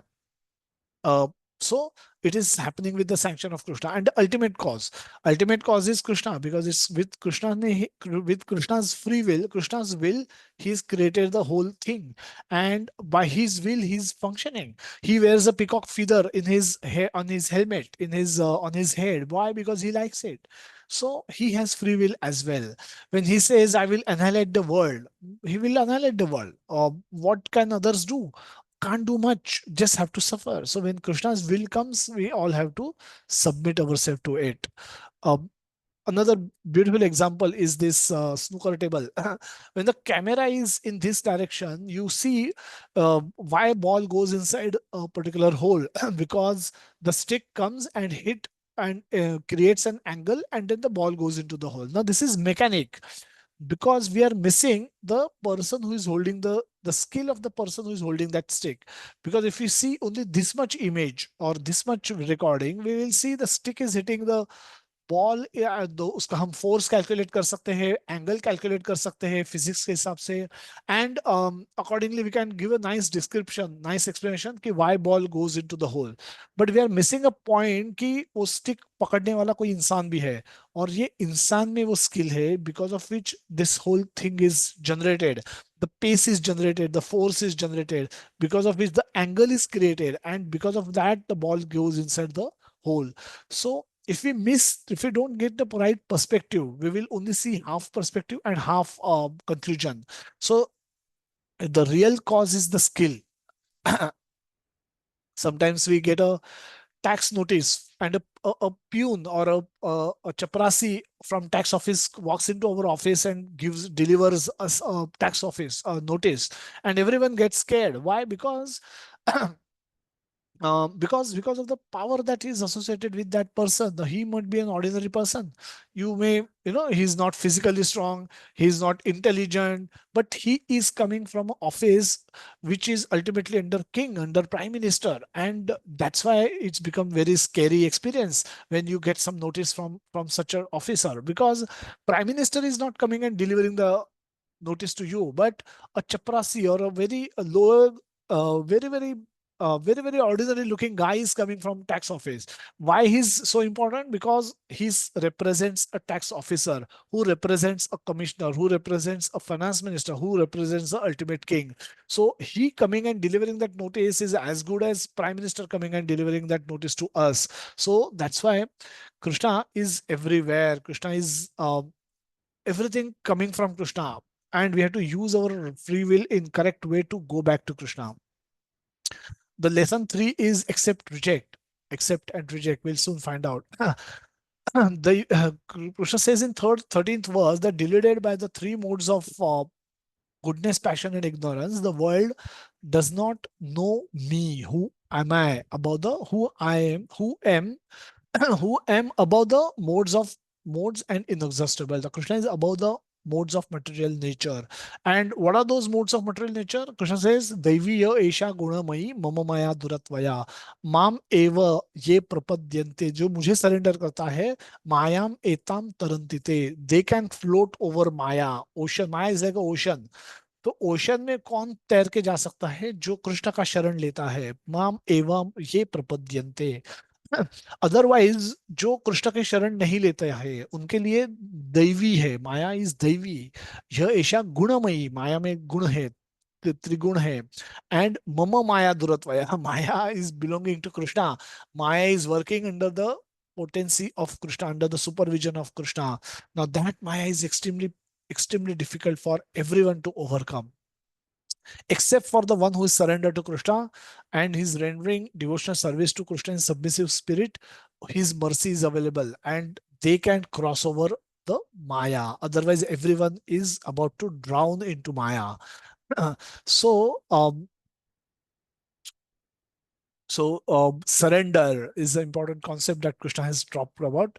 We're saying that the dependence of Krishna. We see surrender of by Draupadi, where she surrenders to Krishna, complete dependence of Krishna, and then diligence for Krishna. Arjuna was also surrendered to Krishna. When Arjuna said that Karishye vachanam tava, that he surrendered to Krishna's will. So whatever you want, I will do, O Krishna. And then he's acting in diligence with that, in that surrendered mood. The four type of people who come to Krishna and four type of people who don't come to Krishna. Another beautiful section of Bhagavad Gita, that uh, accept, reject. Those who accept Krishna and those who reject Krishna. Namam dushkirtano mudha prapadyante naradhamaha mayaya aparita jnanam asuram bhavamashrita. And Chaturvidha bhajante mam jana sukrutino arjuna arto jigyasu artharthi jnani cha bharatavarshava. So the first 15वीं श्लोक में भगवान बताते हैं कि these four type of people, which are those four type of people? मूढ़ा, मूढ़ा, नराधमा, माया या अपहरता ज्ञानम and आसुरी भावमाश्रिता. ये चार लोग मेरे पास कभी नहीं आते हैं. मूढ़ा. Mudha, or this is a description of Mudha. Prabhupada gives in purport. This is the longest purport in Bhagavad Gita, the most beautiful. This is, homework for all. Please read this purport and do the activity and the end of this say, which the third slide, which will come. So Mudha are busy, hardworking people, working like donkeys for earning sensual pleasures. No time for hearing message of Lord, which could liberate them from all hard work. Also compared with hog. Hog means sewer. Sewer who cannot discriminate between stool and sweet made by sugar and ghee. दोनों उनके लिए same है, समान है. सो इस तरह का मूढ़ा. Then नराधमा. नराधमा, Krishna used very strong words to describe people who don't come to Krishna. And all of us probably could be in one of these categories earlier, and now hopefully in the second verse, now we are in the second verse category, where those who come to Krishna, we are probably in that category now. But we see many people, many of our loved ones could be found in these categories. So please don't feel bad about all these people. Don't give unko gali mat do abhi yet. We could be, some of your loved ones could be under these categories. So be patient with these categories as well. Naradhama are those whose spiritual inclinations are almost dead and they simply operate like animals, basis their instinct without discrimination. Maya aparata dhyana. Now these are so-called knowledgeable people. Could be scientists, could be, even Vedic people. They claim to be Vedic people. Those whose intelligence is stolen by Maya. They want to become God. They think they can become God. Now, these are the people who think the purpose of Vedas is to avail superior sense gratification. The purpose of Vedas is to use it for sense gratification only. So this is complete misuse of Vedic knowledge. So this is Maya Aparata Jnanam. Asuram. Asuras are those who have agenda against Krishna. And they use their intelligence to fight a war against Lord. No, Asura Sangram, Deva Danav Sangram. They're using God-given intelligence and prowess to fight against God, and that's what their object goal of life is. So their whole objective of life is to push people away from God, so that themselves do not surrender. So they themselves don't surrender. They don't let anybody else surrender. This is a group activity you can do, or activity you can do as a homework. Discuss what argument you will present to such people, this four category of people, and give arguments to each one of them, because they are now based on what you have learned so far in Bhagavad Gita. Mudha, what argument you will give them, how you will try to convince them to surrender to Krishna. Naradhamas, Maya Aparata Jnanam. So read this purport and come up with some arguments, maybe one or two arguments for each category.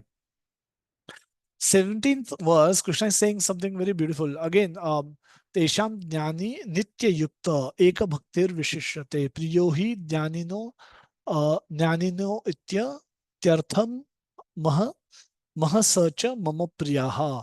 Of these, the one who is in full faith, who is in full knowledge, and who is always engaged in pure devotional service is the best. For I am very dear to him, and he is dear to me. Udaraha sarva evete jnani tvatmeva me tvatmeva me uttamam. So of all these devotees are undoubtedly magnanimous soul. Udaraha, they're coming to me. Those devotees who are coming to me, they're udara. Krishna is saying now in the 16th verse, Krishna has already spoken about udara people. Let's take a look at that as well. The four type of people who come to Krishna are arto. Arto means those who are in distress condition. Artharthi.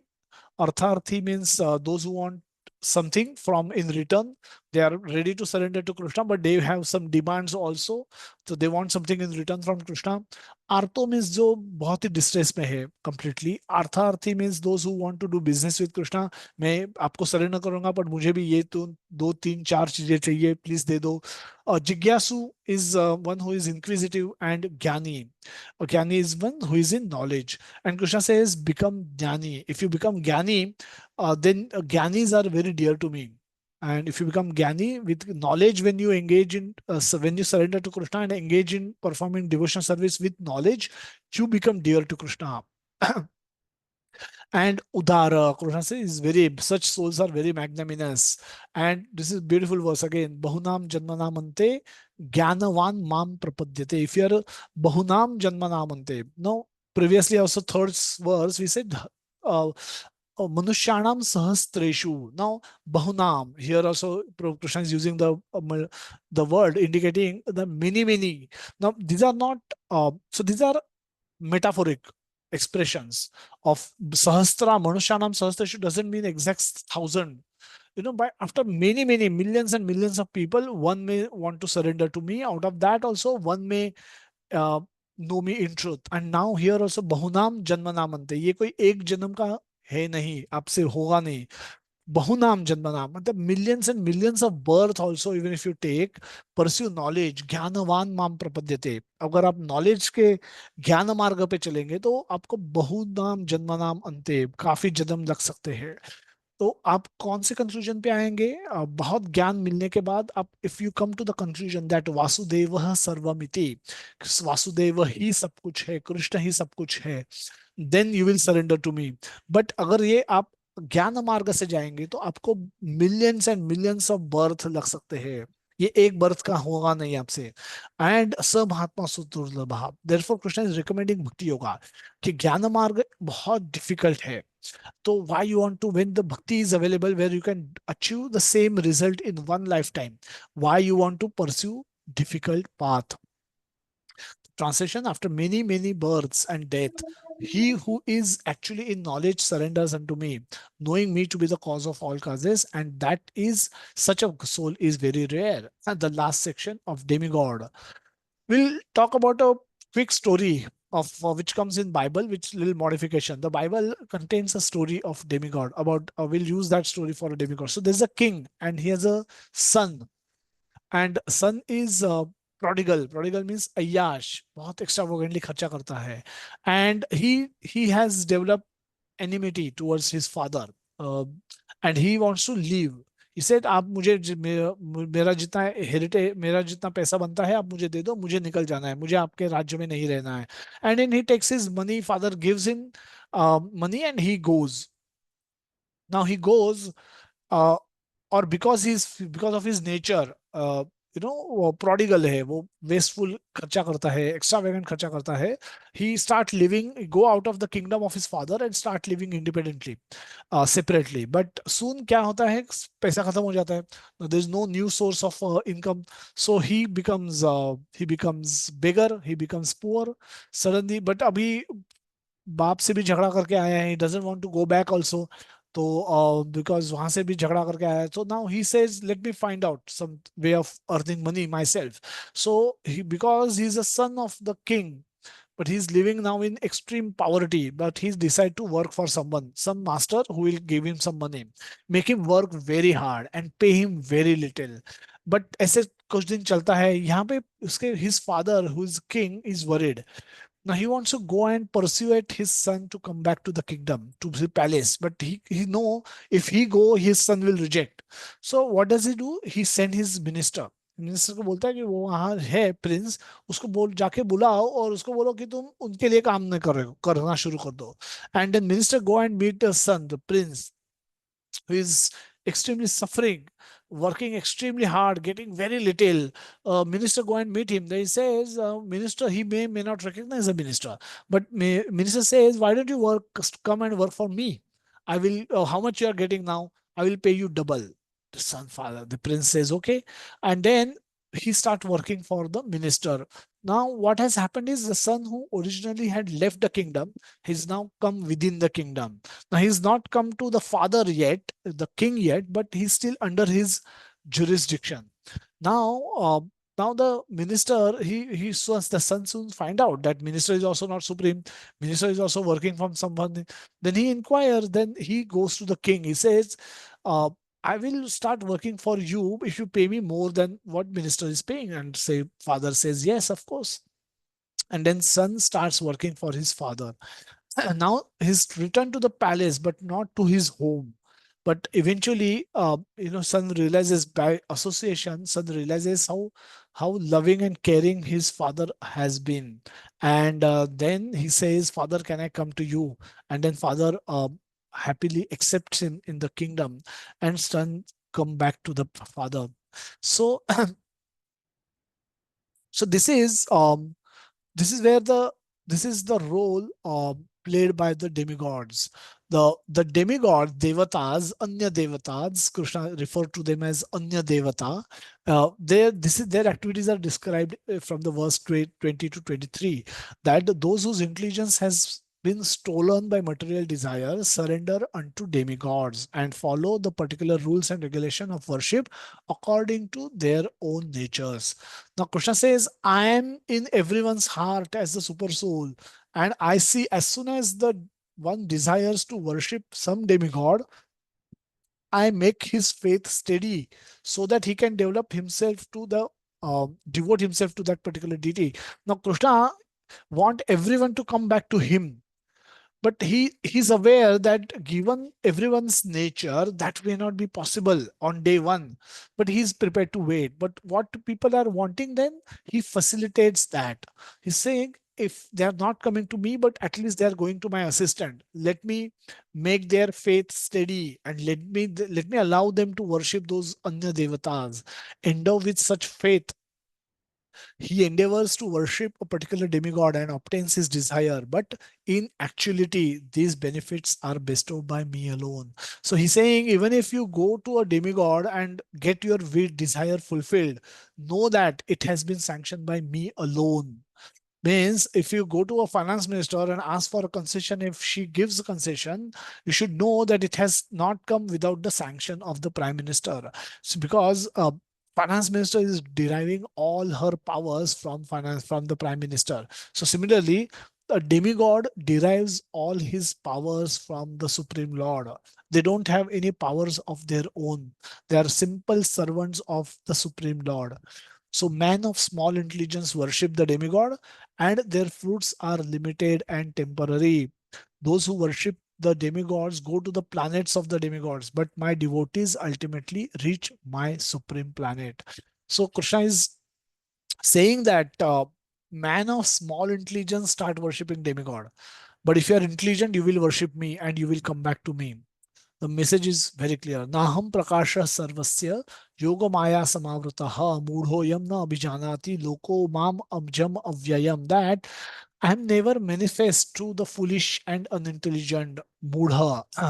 Naham mudha is a constantly used word by Krishna. So for them, I am covered by my internal potency. Yoga Maya Samavrata. The 7.14 was Maya, and this is Yoga Maya.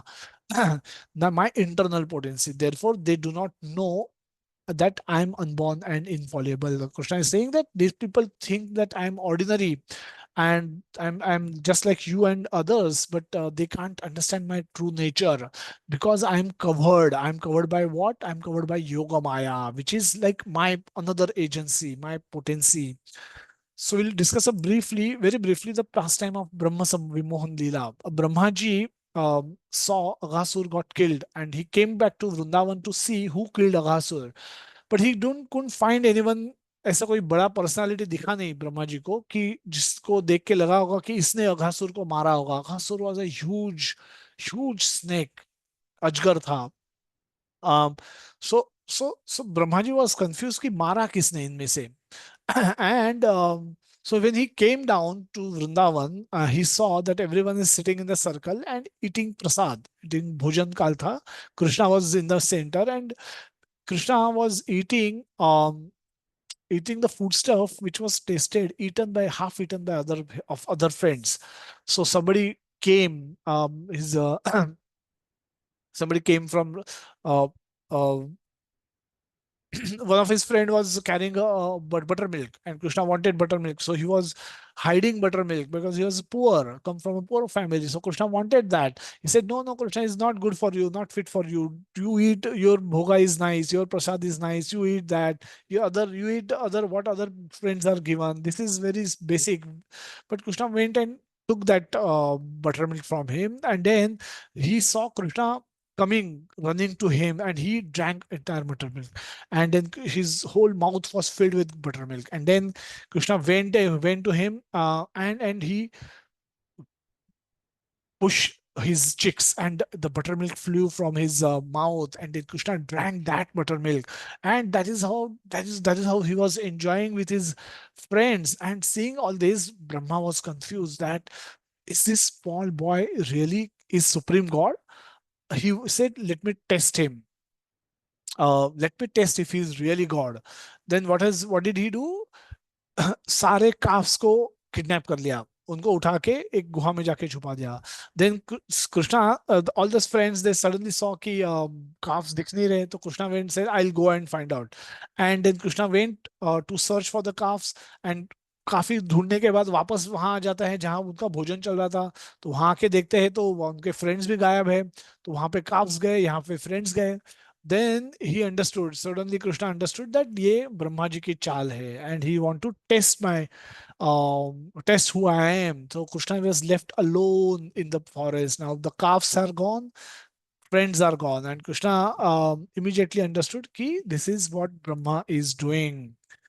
Seeing Krishna alone, bewildered, Brahmaji returned to his abode. Now Krishna is omniscient and omnipotent. But in Vrindavan, he is not interested in showing his omnipotency and omniscient nature to his friends. There he behaves like an ordinary boy. Just like a doctor is going on a vacation, and in the flight, if somebody suffers a heart attack, then immediately they call for a doctor. But the doctor, even though he's in a vacation mood, he's wearing a cloth which are typically worn on a vacation, he's still a doctor. So immediately, if need arises, he can attend a patient. He can do what is necessary to be done. Similarly, Krishna is his qualities are always with him. So they manifest whenever they are required. So what Krishna does is Krishna manifests, expands as whatever the number of calves and cows were there, he expands into all of those forms, and he expands into his friends' forms also. So everyone went back home. Nobody suspected. And Brahmaji had hidden original calves and the cowherd boys in his abode in some cave somewhere. And here Krishna became their calf and cows and their children and came back to Vrindavan and went back to home. And like this lasted for a year. Brahmaji returned and saw everything is normal, and then he went back to the place where he had hidden them. There also he found the calves and children, and here also the calves and children are playing. So he realized that he made a big mistake of trying to test Krishna. So we should not test Krishna, but we should develop taste for Krishna. We should not try to test Krishna. We should rather develop a taste for loving and serving Krishna. If we can get that taste, if I can get a taste to chant Hare Krishna Mahamantra, if I can get taste to hear Krishna Katha, if we can get a taste um, to offer services to devotees, to serve devotees, and derive pleasure out of such service, then our that should be the goal. That should be the goal that we should all try to pursue. Not try to test Krishna कि क्या सचमुच कृष्णा भगवान है. We'll be wasting a lot of our time like Brahmaji did. वेदाहं समतीतानि वर्तमानानि च जुना भविष्याणि च भूतानि मातु Vedana Kashchana. Arjuna, Krishna is saying that I know everything that has happened in past and all that is happening in the present and all the things that are yet to come. I also know all living entities, but no one knows me. Ichha dvesha samuthena dvandva mohena bharata sarva bhutani sammoham sarge siyanti parantapa. O son of Bharata, O conqueror of the foe, all living entities are born into delusion, bewildered by dualities arisen from desire and hate. Another story from Bible where the Adam and Eve and an apple, the famous forbidden apple, was eaten, and that's how they came back to the material world. They were sent back to the material world. So all of us want to enjoy and control like Krishna does. And having developed this desire to enjoy independently from Krishna, we are forced to come to the material world and try eating the forbidden apple. This is how our journey of multiple birth starts. Originally, we were all situated in spiritual world, but with the moment we develop a desire to be like Krishna, enjoy like Krishna, control like Krishna, we were sent back to the material world because we developed this desire and Dvesha, Ichha Dvesha. Dvesha means why should Krishna be the only enjoyer? I have my rights too. Have my desires too. I want to enjoy too. I want to become happy too. So if the happiness does not come from service, then you will want to have happiness from sense enjoyment, and then for that you will have to come to the material world. So this is something similar to willingly going to a movie and associating with some character. And so we don't have to come to movie, but now we have come to the movie and we are watching movie and we are associating with a character, and when something good happens with that character we feel good, when something bad happens with that character we feel bad. But originally we have nothing to do with the movie. We should not have been in the movie, we should be out. So that is what happens.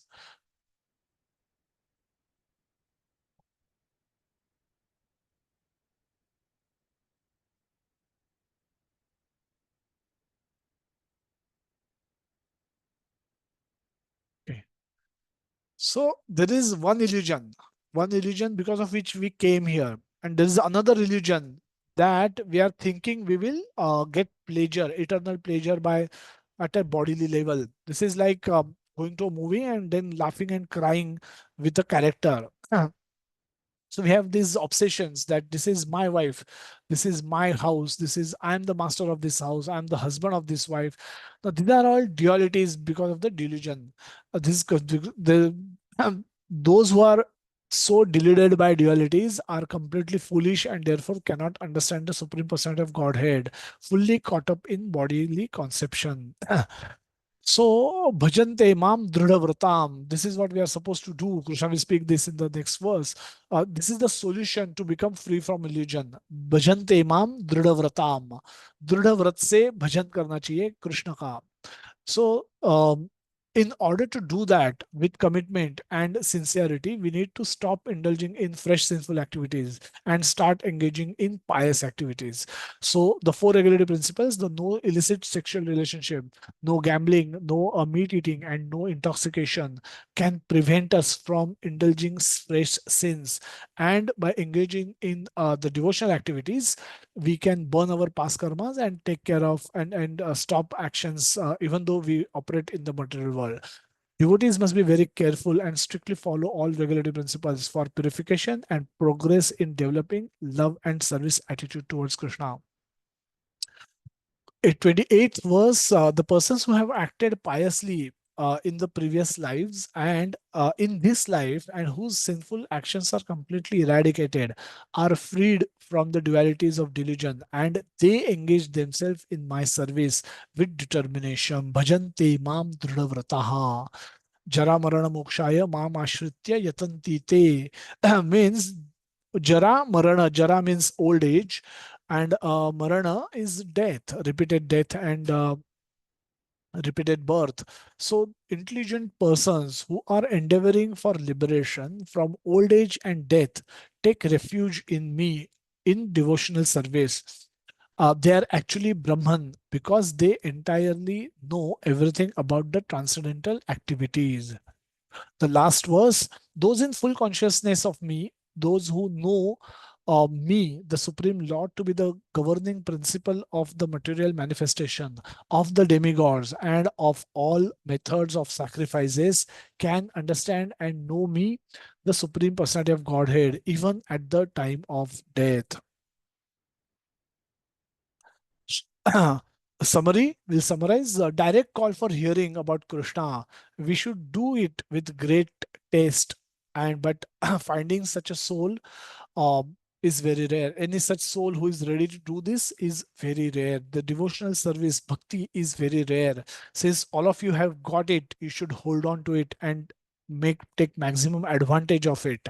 Don't let it go away. It has not come by mistake to you.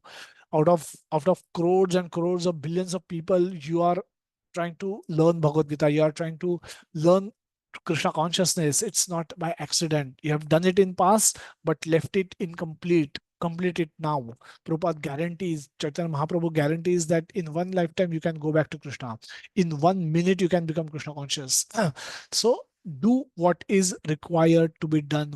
Do what has been asked to be done by Krishna, and then our success is guaranteed. No one is equal to or greater than Krishna. Whatever we have, gross, subtle, possesses, whatever we possess, it all has come from Krishna. So our aim should be to utilize in the service of Krishna. Whatever we have should be utilized in service of Krishna. Call for surrender to Krishna, else mayam etam tarantite. Only those who surrender to Krishna can only cross over the illusory energy of Maya.